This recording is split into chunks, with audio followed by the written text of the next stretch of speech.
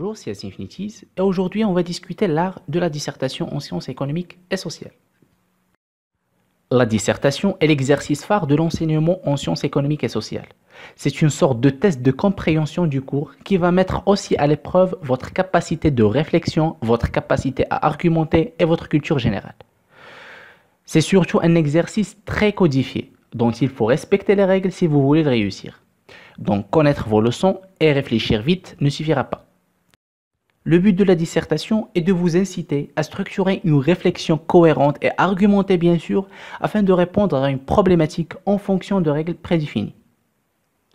J'ai utilisé le terme « règle » car, en parlant de la dissertation, il s'agit d'un exercice académique. Et pour que tout le monde soit évaluable sur les mêmes critères, il faut que tout le monde les respecte. En sport par exemple, on ne peut pas noter un participant qui joue au football au milieu d'un tournoi de basket. Ici c'est identique. Il faut suivre les règles sous-entendues par le terme de dissertation. Un sujet, cela peut être plein de choses. Une question, une citation, une affirmation ou autre. L'important est de le disséquer pour comprendre les enjeux sous-entendus par ce sujet et d'en tirer une problématique.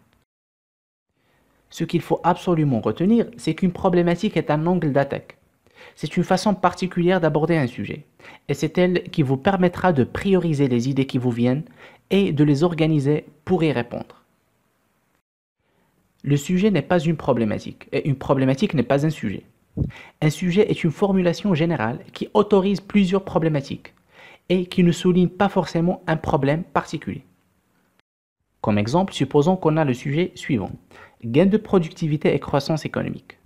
Alors pas forcément que tous les candidats vont le traiter du même angle, malgré que c'est le même sujet. Probablement que le premier va se poser la question, par exemple, sur les relations entre les deux notions pour en tirer une problématique comme comment la productivité stimule-t-elle la croissance et comment la croissance encourage-t-elle la productivité.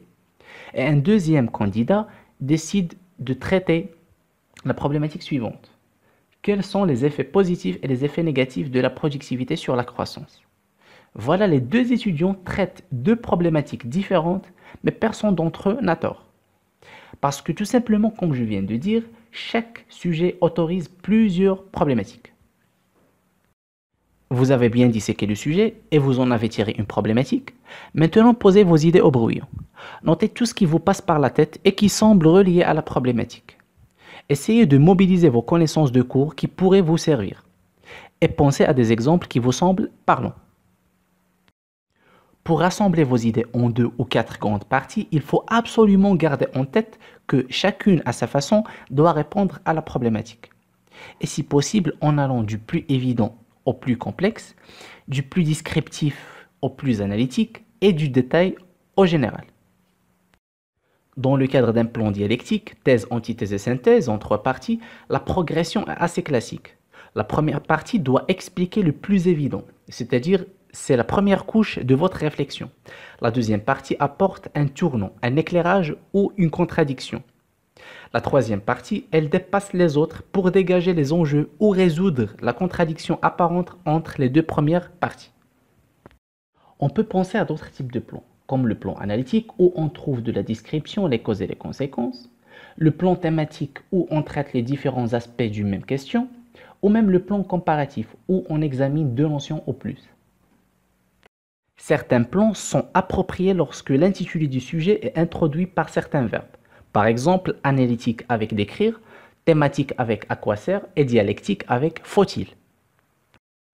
En sciences économiques et sociales, il est conseillé souvent un plan en 2 grandes parties. Et il faut le structurer selon une logique de progression qui va toujours du moins important au plus important. Maintenant que votre plan est structuré et détaillé, il faut vous lancer et commencer à rédiger d'abord l'introduction et la conclusion. L'introduction, c'est la porte d'entrée de votre copie. Il faut la soigner et bien sûr commencer par l'accroche et ensuite présenter votre problématique. Directement après, il ne faut pas oublier de rédiger au brouillon la conclusion. Cela vous sera utile lorsque vous paniquerez à la fin de l'épreuve. Vous devez l'écrire correctement car c'est la dernière impression que vous laisserez au correcteur. Cette conclusion est composée de 2 grandes parties. Premièrement, le bilan, où vous devez résumer les grands traits de cheminement de votre pensée en montrant que vous avez bien répondu à votre problématique. Deuxièmement, l'ouverture. Vous devrez ouvrir le débat de façon pertinente, c'est-à-dire vous devez relier votre sujet à une autre problématique, à des considérations actuelles par exemple, à une thématique plus large. Mais il faut que cette ouverture ait un sens. Si vous manquez d'inspiration, cela pourrait vous pénaliser. Entre les différents morceaux de la dissertation, il faut utiliser des connecteurs logiques et des transitions pour fluidifier la lecture et dérouler le raisonnement de façon logique. Les connecteurs logiques servent de transition à l'intérieur même des paragraphes et permettent de mettre en lumière les rapports logiques, de cause à effet, d'opposition, de nuance et de juxtaposition. Les parties sont donc composées de paragraphes argumentatifs et ils doivent suivre la structure suivante. Premièrement, il faut qu'il y ait une introduction pour annoncer l'idée de la partie. Deuxièmement, il faut qu'il y ait un développement de l'idée. Troisièmement, il faut qu'il y ait une illustration de l'idée. Et quatrièmement, une déduction, c'est-à-dire une conclusion de la partie.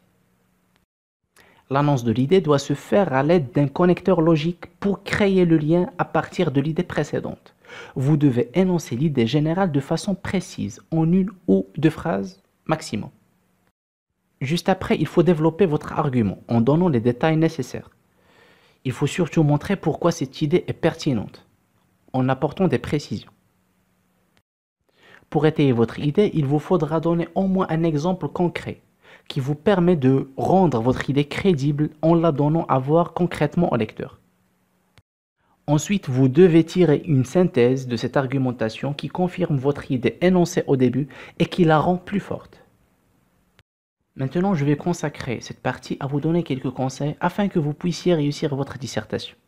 Et je vais commencer par des conseils sur la forme. Déjà, je vous conseille de consacrer la première page uniquement pour le plan. Et essayez de rendre un devoir propre. C'est tout bête, mais une copie sale avec des taches et des graphes illisibles récoltera rarement une très bonne note. Troisièmement, aérez votre devoir. Et il faut sauter 2 lignes entre les parties. Il faut faire attention également à votre orthographe et à votre syntaxe. Et essayez de rester dans un registre de langue soutenu. Passons maintenant à des conseils sur le fond. Alors, déjà, ne dites jamais « je ». Vous ne devez pas vous impliquer personnellement en tant qu'individu. La dissertation n'est pas un exercice de style. Vous devez rester démonstratif et objectif autant que possible. Essayez également de ne pas faire de discours trop général. Et soyez précis. Voilà, c'est tout. Et si vous avez des questions ou des remarques, n'hésitez pas à me les laisser dans un commentaire. Ciao, ciao.